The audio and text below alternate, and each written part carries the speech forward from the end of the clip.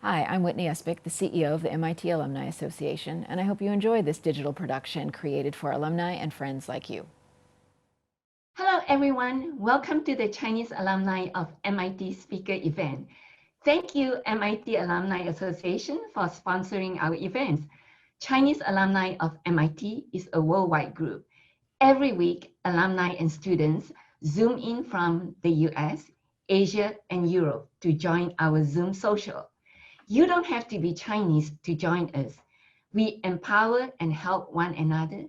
We build online and offline communities. I am Winking Wong, founder and leader of the group. We are excited to have Humphrey Chen, class of 1990, to present on his high-tech career risk-taking. Full disclosure, Humphrey has gone to the dark side and received an MBA from Harvard. Imagine that. But we still love him. Now it is my pleasure to introduce moderator Renita Kalhorn, who will tell you a little about herself and set the stage for tonight's event. Take it away, Renita. Thank you, Winking. Hello, everyone. I'm Renita Kalhorn, and I'm an executive performance coach. I've worked with over 1,000 high performers in 40 countries, and that's from helping executives and professionals in Fortune 500 companies with their leadership and negotiation strategy, to startup founders scaling their companies, to military special forces who are operating in high stakes situations. And I've also worked with over 50 finance professionals in strategizing how they can move from the corporate environment to fintech startups. So the ability to be comfortable with uncertainty, to assess and take calculated risk has always been a valuable skill. But in today's world, where it's only going to get more volatile, uncertain, complex, the ability to make smart decisions under pressure is only going to be more critical. It's going to be your competitive edge. So tonight's presenter, Humphrey Chen, is going to share his trajectory over the last 20-some years, from working in corporate giants like PwC, Microsoft, and Amazon, to launching his own startups. And he's going to share insights into how he views different kinds of risk, whether it's making career moves, internal politics, or just personal life. And so after the presentation, we'll have a sort of an interview portion where I'll dive in deeper to see if I can tease out some of the thought processes behind his decisions, and then we'll open it up for Q&A to address your questions, which you can start putting into the Q&A box there at the bottom of the screen. Are you ready, Humphrey? Yeah. All right, over to you. All right, thank you. All right, hi everybody.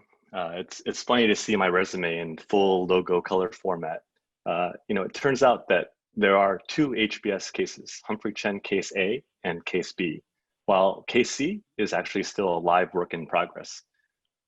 My section mate, Adam Richman, was an HBO producer, and he proposed the idea to track 12 of his classmates throughout their lives, and I ended up representing the entrepreneur. I share this since I also participated in yet another study with Harvard. Sorry about that. In this study, students asked retired alumni what they regretted the most in life, and a consistent theme emerged. Many wished that they had taken more risks in their career, but students didn't know exactly what that meant. When I answered that survey, I actually felt like, with hindsight, maybe there were times I actually took too much risk. And hence this talk is designed to help you better understand what that exactly means. So throughout my career, I really operated in two major modes: safe harbor and fearlessly. In fearless mode, I recall people cheerleading me behind the scenes and wondering where the heck all my personal drive and motivation was coming from. In contrast, when I was in safe harbor mode, and you should really understand what safe harbor mode means, it doesn't actually mean doing the bare minimum. It still means you're putting your all into everything you do at work. But it does mean that you never disobey your boss or do anything that your boss doesn't want you to do. A slightly more negative view of safe harbor mode could also be called blending in with the woodwork. I think many of you know who those people are. And it's interesting to see in my career with hindsight, when I ended up being in that mode, and let's take a real-time poll. Let's please get ready to take a poll here. And I'm actually curious to know where everybody is in the spectrum of 1 to 10. Let's give everyone a minute and a half here before Moana shares with all of us the results. So if everyone can go ahead and put on a spectrum of 1 to 10 where they feel like they are, that'd be great. I know might probably caught you guys off guard because you were all thinking, I'm just going to be listening, and suddenly we're asking you to do something. But please, we'll give you guys a minute here to figure out, have you been playing it fearlessly, or have you been playing it safe? I have a hunch of where people are, but it'll be interesting for everybody to see where everybody else is. So actually, wow. So we have quite a few people that are in the, actually, I think it's, I don't know if the color, yep, 22% are actually in the fearless mode towards this. Interesting, that's good. That's actually higher than I was thinking, but it's actually good to know, because I think we all know that, MIT is not a conformist environment. And so in a way, I think that's actually good to know. But it is interesting to see quite a bit of weighting on the lower side. And I think, in a way, part of the goal of this talk is to kind of help people to understand when they're actually operating in safe harbor mode, it's totally fine, but to figure out how to swing into fearless and how to swing back to safe harbor, as opposed to just staying in safe harbor the whole time, or staying in fearless the whole time. Because sometimes if you're in fearless the whole time, it actually can easily flip into reckless if you're not careful. And anyway, so we'll get into that. So I'm glad that we got into that to get some feedback there. So I put together this framework since I can't help but think in 2x2s. And when I reflect back on my career, not only did it span from fearless to safe harbor on the x-axis, but also on the y-axis when I focused on impact to society versus helping me out personally. So the stories I share with you next will provide you with more color on a few of these. And it shouldn't be too surprising that some of the biggest companies that I worked for in the high tech area ended up kind of landing into the safe harbor mode and more towards the personal dimension on the lower left quadrant. Whereas in the areas in my career where I've been focused on high impact, when I was at Verizon, at Avaya, at Star CD, my original startup, and then now Clipper, I've been very much focused on impact, and I've been operating very much in the fearless mode. And I'll give you insight in the next slide around kind of when I was operating fearlessly, but more for myself on the lower right quadrant. So as an Asian, the stereotypes that you've all heard, and I'm sure many of you might be Asian, all heard where our parents want us to be all doctors is completely true, right? So my parents grew up in Taiwan.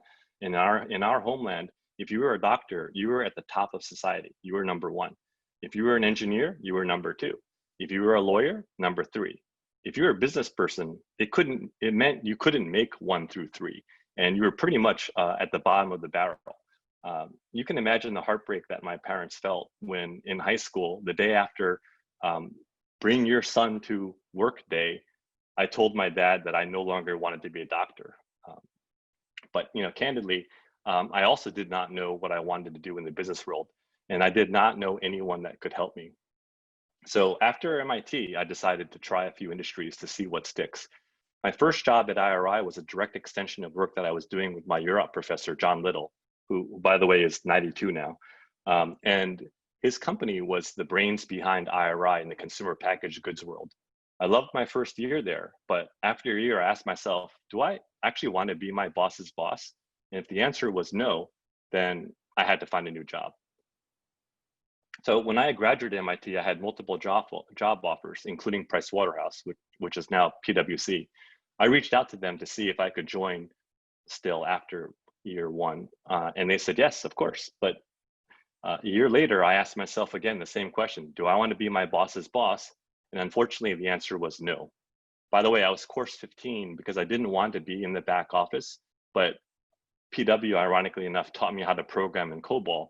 So here I was, a 20-something, getting labeled a mainframe programmer, which was not good even 30 years ago. So next job, I embraced being labeled a mainframe programmer and got back to New York City to explore the world of investment banking. I figured, let me get a job and then move to the department that I really wanted to be in, investment banking. So I applied and I got in. A year later, it was time to move to investment banking since the front office people made literally 10 times more than the back office people. I reached out to the CFO, Phil Duff at the time, who happened to also be an MIT alum because I did not personally know him. And he helped me with getting interviewed by the investment banking team.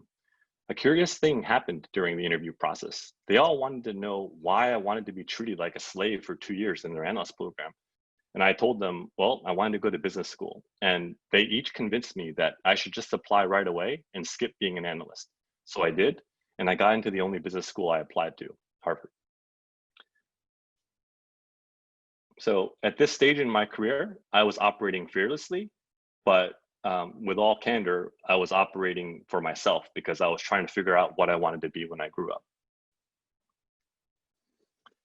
So at Harvard, I realized that I wanted to be an entrepreneur since, interestingly enough, investment bankers, they actually serve entrepreneurs. So during my first year, I came up with the equivalent of Shazam for FM radio. You hear a song, you like it, you want it, and we would let you buy it by dialing star CD on your AT&T or Sprint mobile phone in the top 20 US cities. This was literally 5 years before Shazam and actually 10 years too early. Since I was making a feature phone smarter, but we really needed the smartphone to truly make it viable.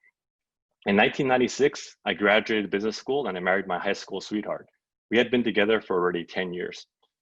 In 1997, we raised our first $1 million, broken out across multiple tranches. When we launched in 1999, more money arrived.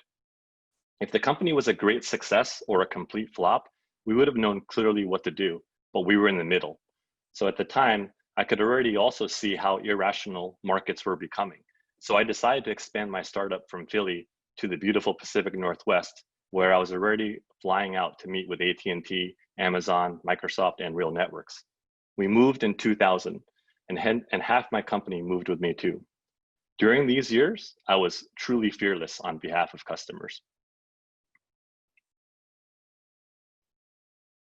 Now, at Microsoft, I joined so that I could transition from being a B2C guy to a B2B guy.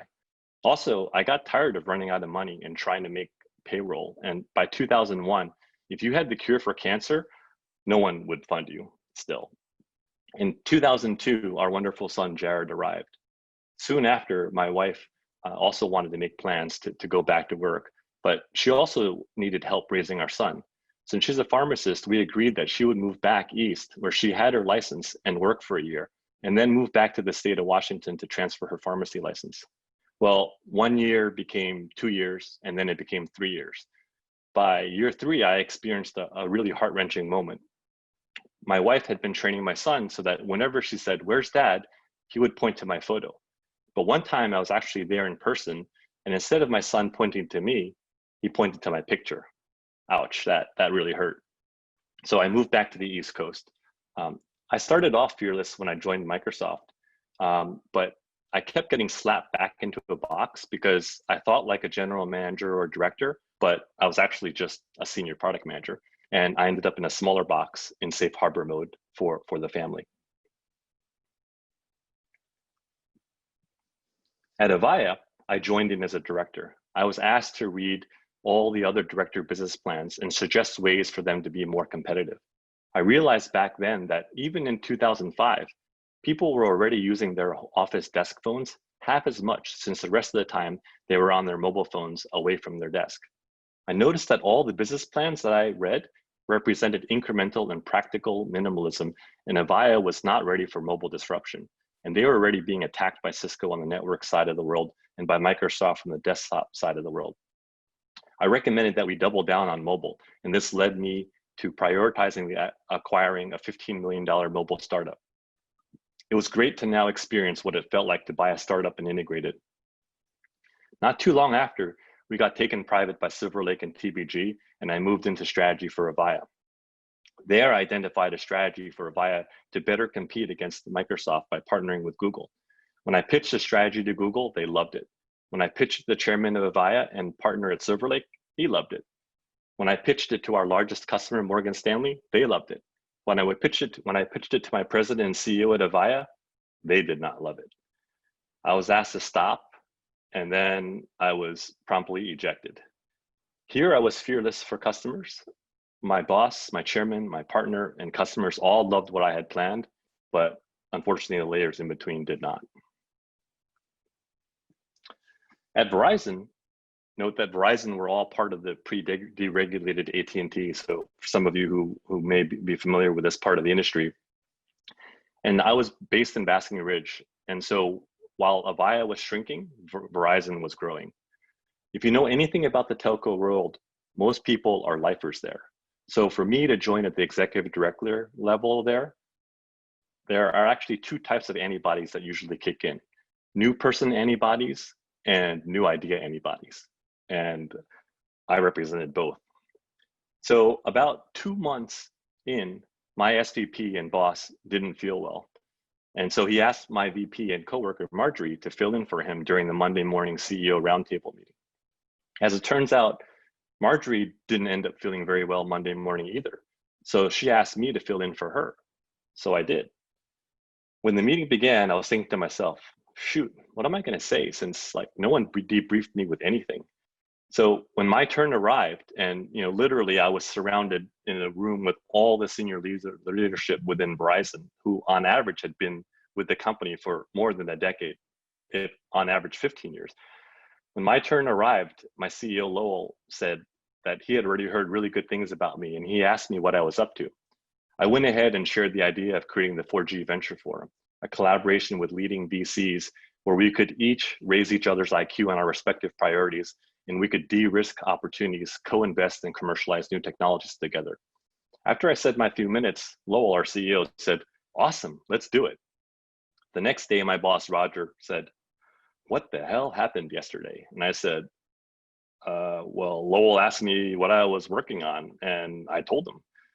And then he said, "I don't even know what the 4G Venture Forum is." And I said, well, it's because I was still marshaling support internally, and I actually wasn't ready to share it with you yet.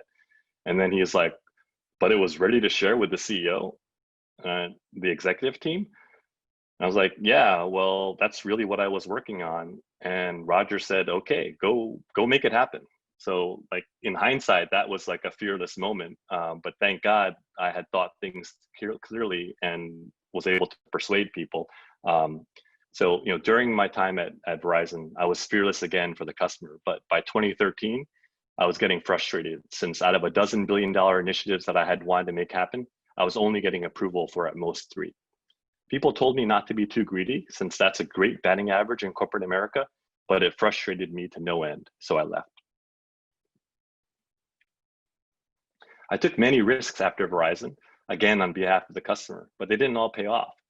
1.5 years into my PE-backed wholesale mobile bank, which was also a startup, and the board unfortunately pulled the plug on the mobile banking initiative that I was leading, and I was back on the street. Then I joined a pragmatic AI bot company. Then for my 21st wedding anniversary, my wife gave me a really, really special gift. She gave me the gift of geographic flexibility. And while I was working at Verizon, it's worth calling out that Amazon had actually reached out to me. And in fact, anyway, so like they had reached out to me, but I had basically put a pause on that idea. And when I reached back out to Amazon and said, "Hey, now's a good time," then they brought me in, and I interviewed, and I was able to get in. At Amazon, I initially was the head of product for computer vision, and then I focused on growing the revenue for recognition, and then building and launching Amazon's TechStract. It was an awesome time, since I finally was at a company that was just as customer obsessed as I was. I had finally found my tribe. I also had a lot to learn about machine learning and how to operate the scale of Amazon. In this case, billions of images and tens of millions of minutes. I grew the revenue, learned a lot, and launched TechStract, and then I was done. Here I was in safe harbor mode, learning for the family. And while 2 years is not a long time, an Amazon year, it's kind of like a dog year. So when I reflect back on my in-progress career, it's interesting now to kind of observe that during my formative years, I was totally fearless for the purpose of self-discovery. At Microsoft, I flipped into safe harbor mode to become an enterprise guy and to start a family. After I added new tools into my tool shed, I transitioned to impact focus. From 2005 to 2017, I was focused on maximum impact through big and small companies.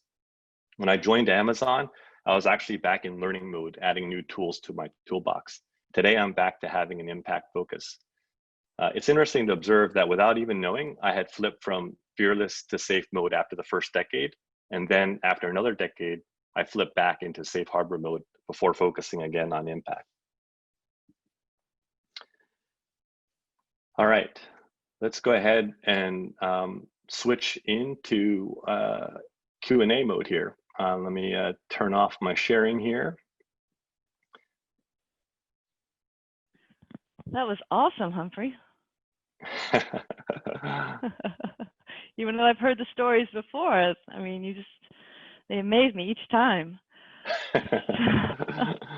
So I'm curious, you mentioned in the beginning, you asked yourself, do I want to be my boss's boss? And I'm wondering, were there other key factors or decision criteria that you had that you really took into account as you were evaluating risk at any given time? Yeah. Well, it's interesting because, after 01, when I transitioned into Microsoft, one thing for sure is if anyone on this call is also a founder, like we all know that everybody wants to fail fast. And when you fail fast, it's easier said than done. And in that case, it took, 5 years.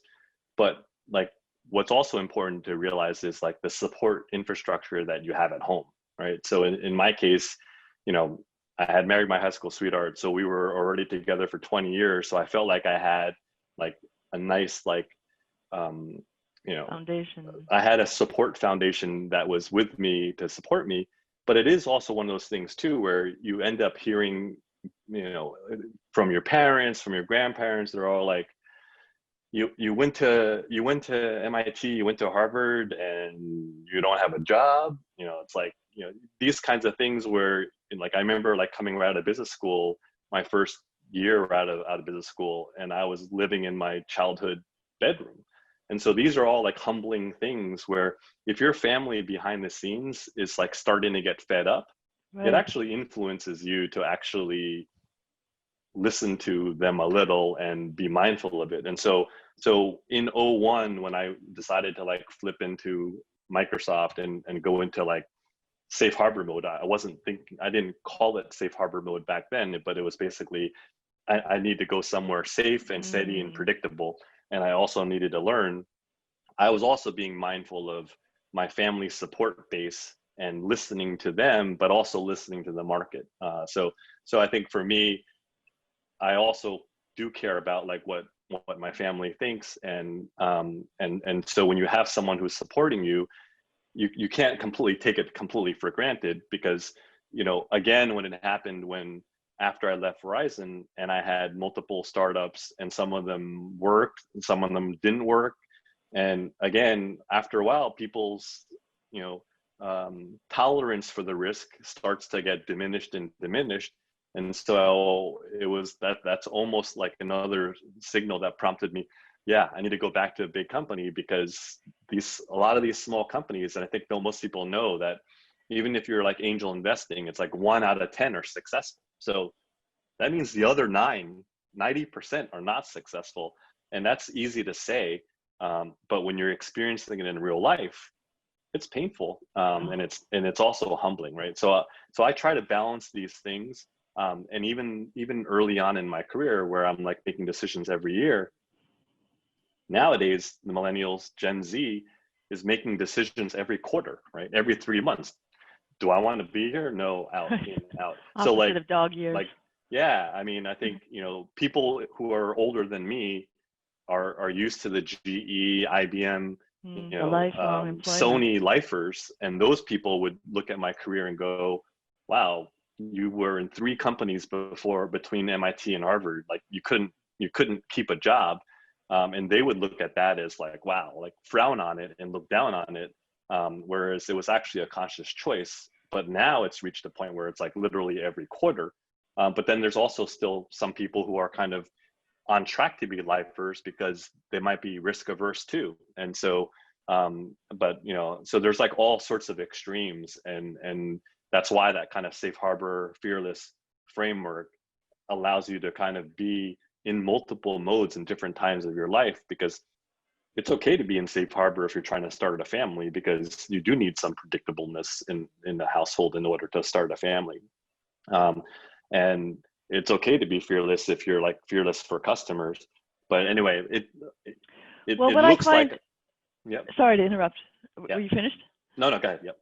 What I find interesting about your trajectory is that you did go back and forth between sort of the safe harbor roles and the more fearless roles, because I think there's this perception that once you become an entrepreneur, you've just got to make it. And any kind of going back to the corporate world is some kind of admission of failure, which you demonstrate that it's not, that you had this very conscious, intentional approach to kind of toggling back and forth or moving along the spectrum. Yeah. So Yeah. And I think that is also example. kind of like how, at least I do characterize myself at this point in my life as a corporatized entrepreneur, because I know how to make new things happen inside of a big company, but I also know how to make them happen in the real world. And so that balance, it's a bit unique.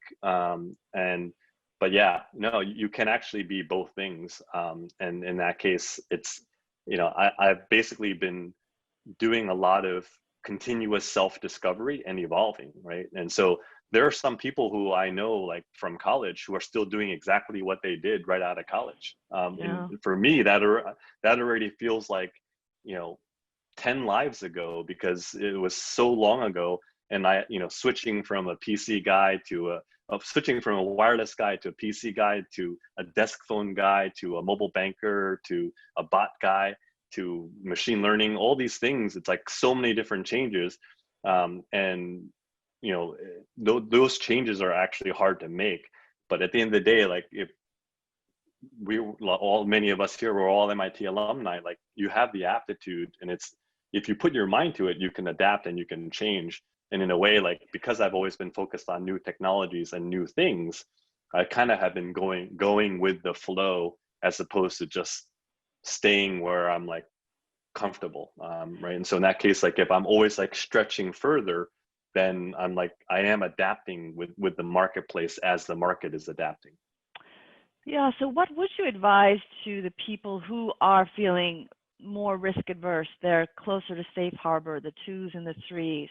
What are some of the shifts they could make about how they're looking at situations when it just feels like, oh, that's such a scary risk? How can I leave this safe, conventional, you know, respected position and tell my parents? You know, I remember I was working with one startup founder and an Asian, and his parents, he was working at Boeing, I think, and they put his paycheck from Boeing up on the refrigerator to kind of remind him of what he was giving up by becoming a startup founder. So I think there's a lot of cultural, you know, challenge there as well, which you touched on. Yeah. So it's interesting because I remember, like, so when I was in business school, and I had come up with the Star CD idea, and at that time I was thinking, wow, I have no credibility in this like telco wireless world. And so like if I'm going to be asking investors to fund me, I need to shore up my credibility on that front. And so in that situation, I basically decided, you know what?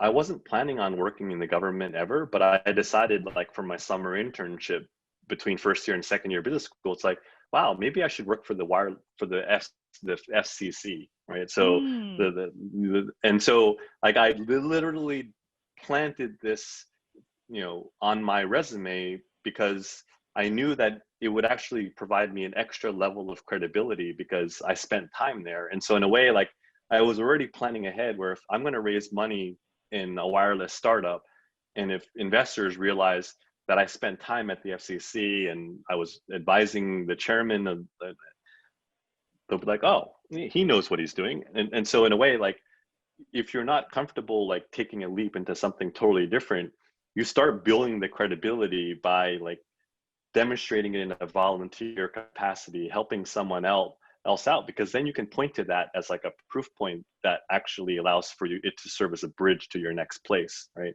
I love And that. so for someone who's in this safe mode, like afraid to like totally leap into something new, like build a little bridge as like a hobby or an extracurricular.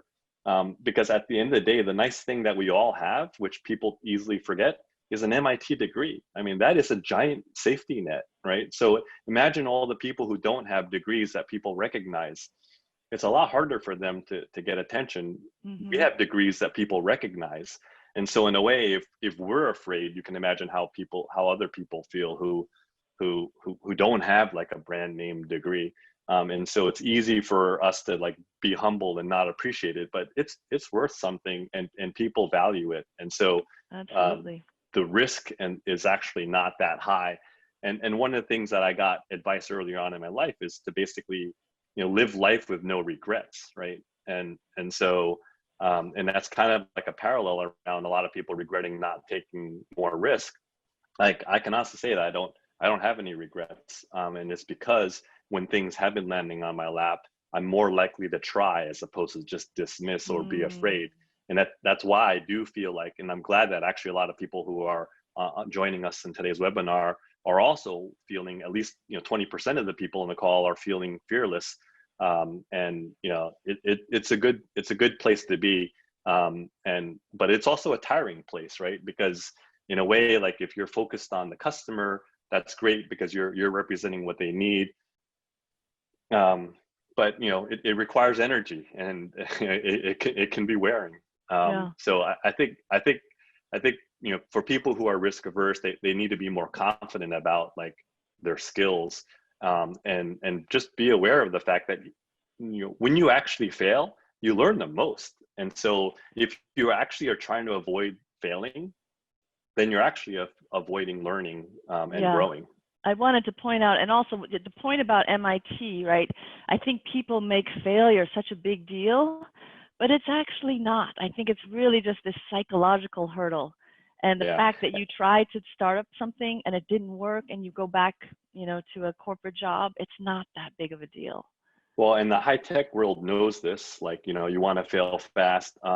But, if we all have families, which we all do, like especially Asians, they're not used to this concept of failure, right? They're actually used to perfection, and they're used to, So like, we're not robots. We can't just like operate flawlessly. And in that capacity, it is hard to kind of straddle the two, to have this kind of concept, understand the concepts of iterating and adapting and improving, but then not necessarily having the support infrastructure around you, like parents and significant others who may or may not get it because they like stability and they respect stability, and they thought you had it when you went to MIT, and then suddenly you're like demonstrating everything but stability. Because most people would just think it's like, hey, you got into MIT, your life is completely set, and it's like, it doesn't work like that.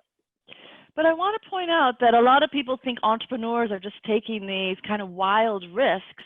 And you gave this example that you were very strategic. You said, here's where I want to go.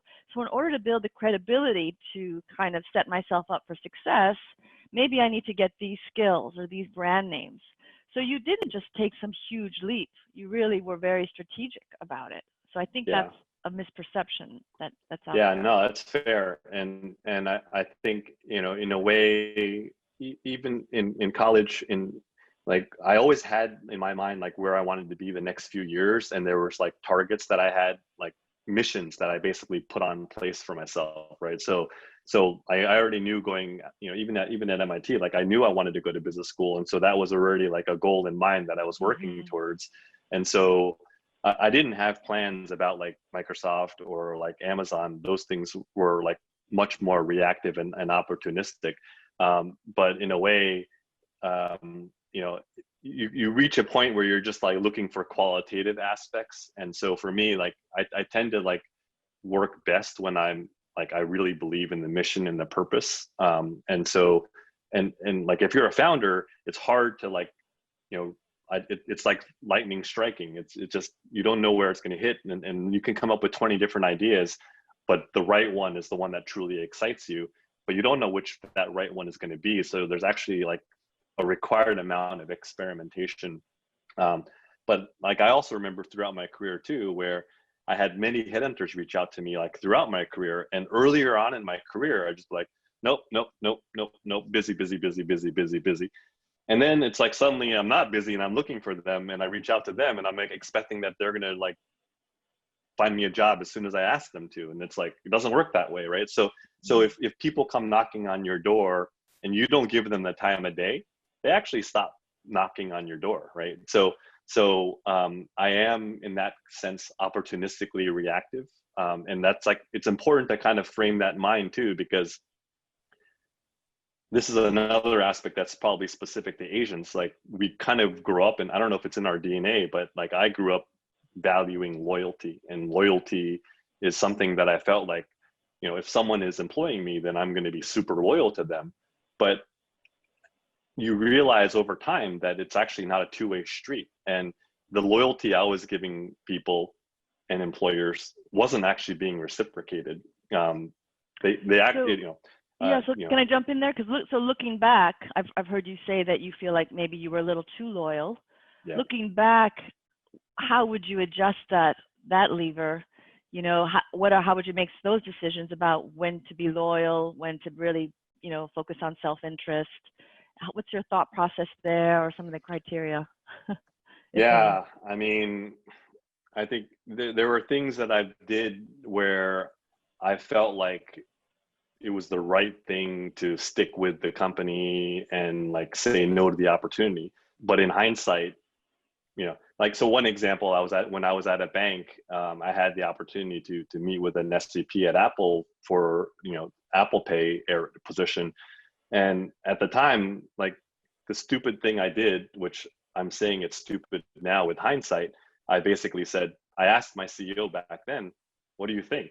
And he's like, he only cared about his selfish desires, which was keeping me in his company. So he didn't care about, he wasn't objective, like whether it was the good thing for Humphrey or not. It was like, if Humphrey joins Apple, I'm screwed. That's all he cared about. So like, if you ask advice from someone who has an objective that's like opposite of your objective. Right. So you have to be careful about other people's agendas. Yeah. When you're asking and for so advice. so that's why, like with hindsight, that was a dumb idea on my part. I should have just been looking out for Humphrey.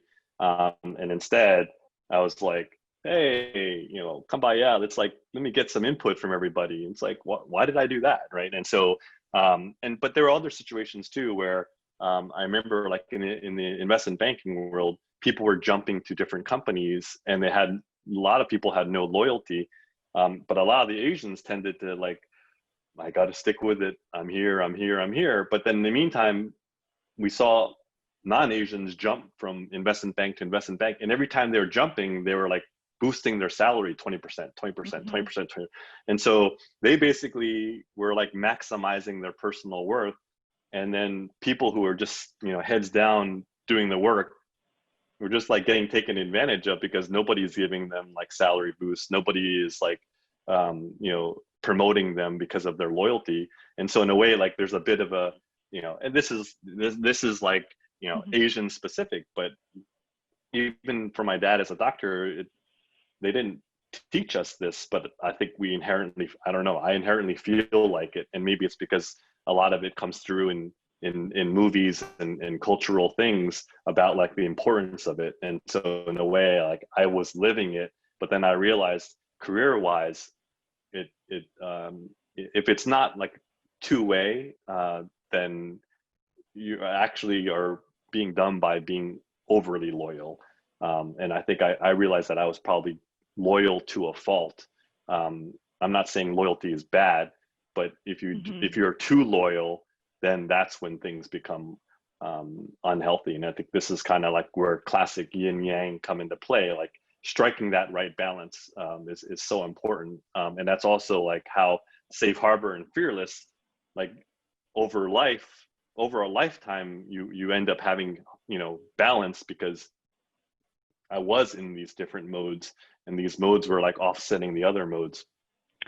Yeah, so that's an interesting point, because what I hear you saying is there wasn't just a sort of a formulaic or you really had to be kind of evaluating the situation at the moment and moving back and forth. Because what I find with a lot of people is they just want to know, tell me what to do. And I think the approach that's most satisfying is when you learn how to calibrate, when you learn how to evaluate the risks and then make decisions and then adapt instead of just try to do the right thing and not make mistakes and avoid failure. Does that resonate? Yeah, totally. Because I mean, I think there's like many opportunities that came knocking on my door, and you know, it's also interesting to think about like the relationships that you build over time. Because for me, you know, even for my Amazon relationship, the person that recruited me into Amazon was someone that I met when I was at Avaya, and he was at Google. And so if you impress people when you're working, it doesn't really matter, like, you know, everyone ends up in different places. And so like if you're always doing your best, it has impact, and it also has like ripple effects. And so in that case, like I never imagined that Google friend would end up being in Amazon, right. and then looking to have me join Amazon. And it's like it didn't change anything because I was just doing my all the time. And so at that time when I was doing the Avaya Google strategy, he was impressed with it enough to like remember me, so that when he joined Amazon, he's like, oh, let's see if Humphrey can join us, because we're looking for people like Humphrey.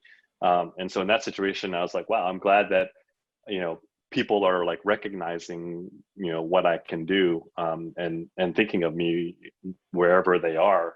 Yeah, it sounds like you developed a brand. Would it be customer obsession, or how would you characterize your own personal brand? Yeah, definitely customer obsession. And in a way, it's like kind of, it's almost like making things happen by establishing a vision that people can kind of rally around, and then like bring on board the people that you need in order to like make that happen, right? So it's one thing to have an idea, but then if you have that idea and you're socializing it with the right people who actually can help make that idea happen, then you've basically, you know, you've marshaled resources in the marketplaces to like move towards a vision that you had in mind that you literally just made up. But if they all support it, then it actually can happen. Like you basically have built a virtual team to make something happen. And that requires like evangelizing, you know, having the data, being excited about stuff, and like getting other people excited about it in a credible way to like get other people to follow. Yeah. You know, I see there are a lot of questions in the Q&A. Let's see. Oh, here's one. Do you think there's a point where you got acclimated to a high fearlessness mindset? Do you think that your idea of safe harbor mode is still fearless compared to other people's? Do I think, oh, you mean like? So for you, it's safe harbor. For other people, they would think that was fearless. Oh, so yeah, I think she's asking if there's some kind of moving scale for the whole spectrum. Yeah, no, without a doubt. I mean, I think that's actually a very fair point, because you'll notice that in the last slide, where like the safe harbor in Amazon versus the safe harbor in Microsoft, like very different, right? So it's not a secret that the number of hours people are working in Amazon versus the number of hours per day people are working in Microsoft, it's different. It's just a fact. And so in that case, like both of those were safe harbor, but the bar is different, right? And so in this case, like my bar for safe harbor versus someone else's bar for safe harbor, it will totally vary, right? Because it also varies by industry, right? And so my bar on safe harbor and my bar on fearless do keep going up, and that's improvement. But it does vary by industry, it varies by geography, yeah. So well, here's a related question maybe that can help you flesh that out even more. So what personal characteristics evolved in you as you transitioned from safe harbor to fearless and back and forth?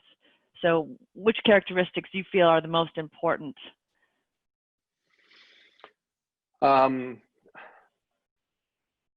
I think the one common theme there was learning. You know, when I switched to Microsoft, like I knew that I wanted to be an enterprise guy, and so I knew that if I didn't work for an enterprise side of a business, like I wouldn't know how to do enterprise. And so in that situation, like not only was I looking for a stable income, I was also looking to learn a new skill and add a new tool into my toolbox. So for me, like when I ended up going into safe harbor mode, it did tend to line up with wanting to learn a new skill and add to what I could do. And even with Amazon, even though there were many aspects where I've been operating like as an Amazonian all my life, I never operated it at the scale of Amazon. And so in that situation, thinking in terms of, you know, billions of images and millions of minutes and like tens of thousands of customers, it's not like I wasn't used to like thinking with that many zeros at the end of it. And so like operating at that scale, I could understand it textbook wise, but I never actually did it, right? And doing it is very different, right? So like I remember when we were doing the beta for private beta for Amazon TechStrack, we initially were going to only have 5 or 6 people, but guess how many people we had in our private beta? Dozens? 10,000. So like I had a little private group of 10,000 customers, and it was just like, what an opportunity. And behind the scenes, like the amount of operations to like do that, people would imagine there's a whole army supporting it, and it's like no army there. Pretty scrappy and pretty resourceful, but these are useful skills to like learn, because you realize like what people assume and what it actually is are not the same. Yeah. How about this one? Does personal versus impact correlate with states of your life? So different states or phases of your life, such as family, career, etc. So how did those change? Yeah, absolutely. I think, you know, so for sure, the first time I went into SAFE was, you know, we were delaying having starting a family, and so that one was 100% lined up with. We weren't going to have a baby until like I had a steady paycheck. You were more stable. Yeah, and it's interesting. I think in a way, like the Amazon thing also corresponded not that long after business school and MIT reunions. So like I do go to these reunions, and in a way, I think I mentioned earlier too, because I have this HBS case study monitoring my life, like I have like this extra pressure that's like overseeing me to like, hey, like we need to make sure this Humphrey Chen case C is good. And so it's like, in a way, I kind of got this extra pressure for myself. But I bring up the reunion aspects because when you catch up with classmates and peers, even in high school, like you see where they're in life.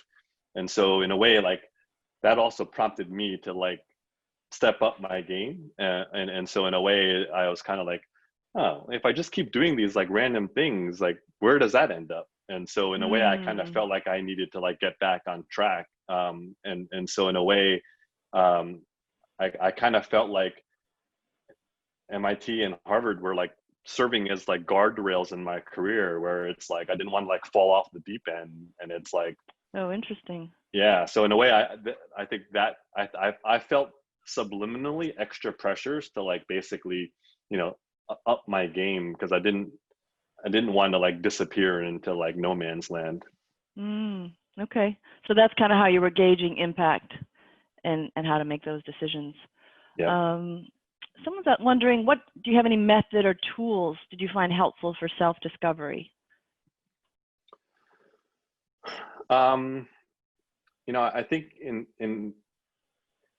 so in addition to process of elimination, in terms of figuring out what I didn't, you know, because I didn't have any insight into like what I wanted to be when I grew up, and I tried 3 different industries before business school, I figured, hey, if I don't like consumer packaged goods, if I don't like consulting, if I don't like banking, then it's like what's left, right? And so that was a simple process of elimination. But the other thing that was useful that I also realized when I was at Morgan Stanley and it was in between business school and I wasn't actually having a great time at work because I was no longer like having fun and I was like applying to business school, I did realize that I ended up being much more involved extracurricularly. Like I joined the MIT Enterprise Forum, I volunteered, I did all sorts of stuff. So in a way, like the daily dissatisfaction was being offset by leadership extracurricular activities, which ended up making up for the daily void. So in a way, like there's another dimension of yin and yang, where if I wasn't fulfilled during the day, I felt like my extracurriculars at night were actually like going up. And obviously I still have a family life, but like mentally, I had to like engage in something. And it doesn't mean it was like every night. It just meant that it was like, I do feel like I was involved in more extracurricular. So, which I think, you know, even before I, joined Amazon, I was also on the board for the HBS Angels for New York.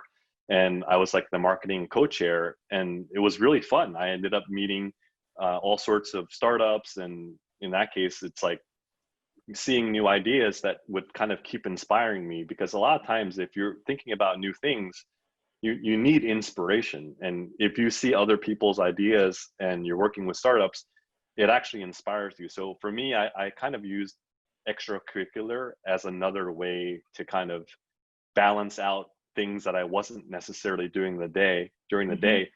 But I was also using extracurricular volunteer activities as a way to amplify things that I really did like to do, right? So even when I was at Amazon and I was doing new startup stuff, I would still be involved in the startup community in Manhattan, just because they were a relevant and related community. And you never know where the inspiration comes from. So for me, I'm always kind of like, I'm always learning and like finding ways to learn new things.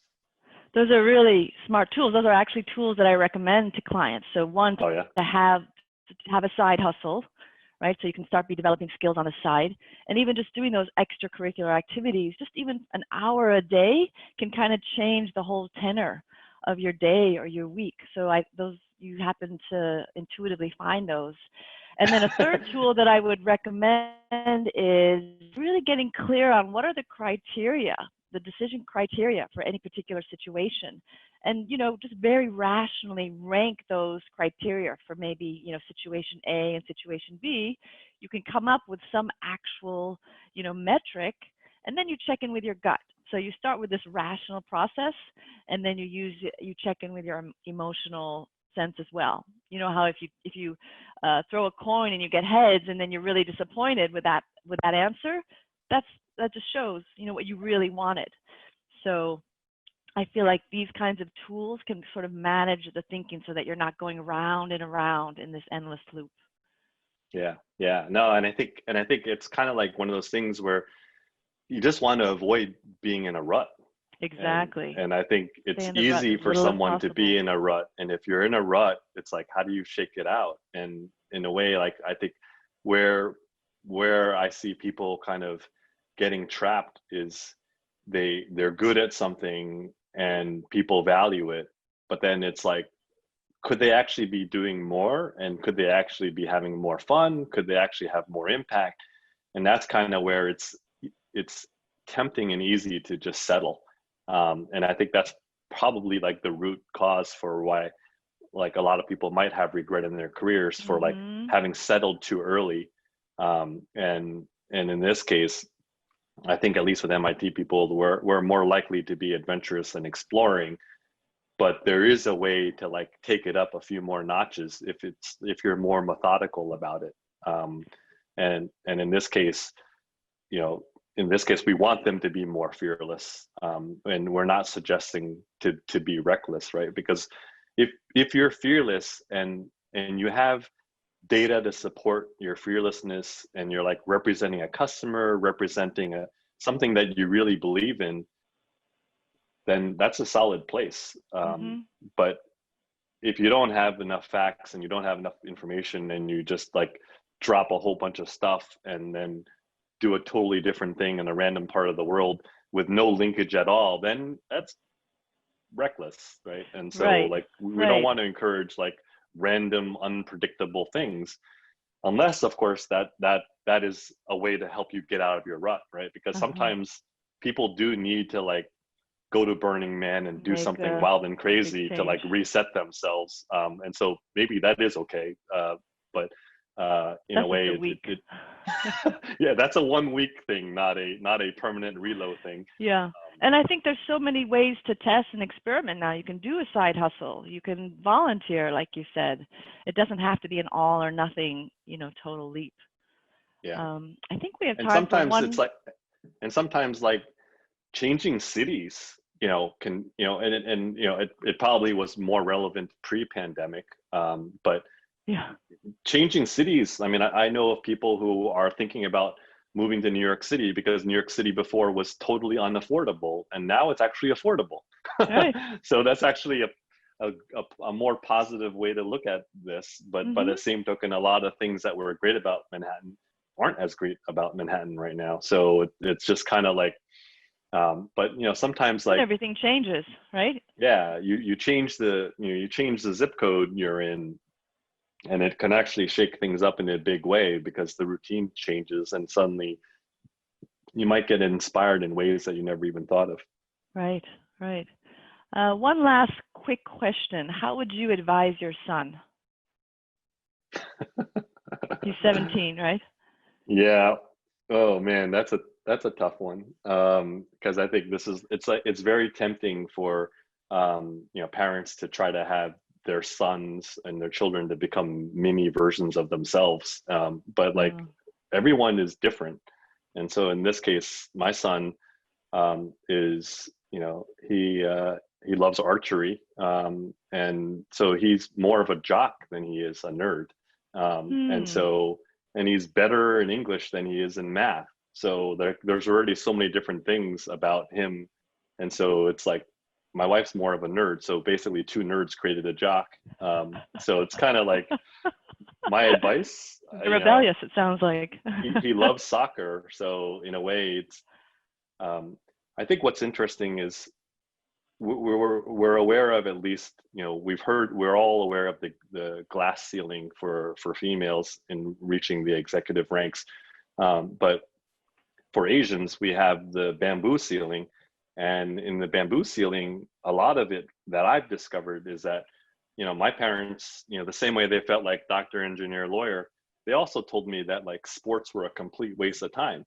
And if I didn't follow sports, and the locker room talk is all about sports teams, and you don't care about any of that, how do you actually connect with them on the social dimension when they're all like at the Super Bowl doing all that their stuff? language. And so my son loves soccer, and he knows all the stats and all the players.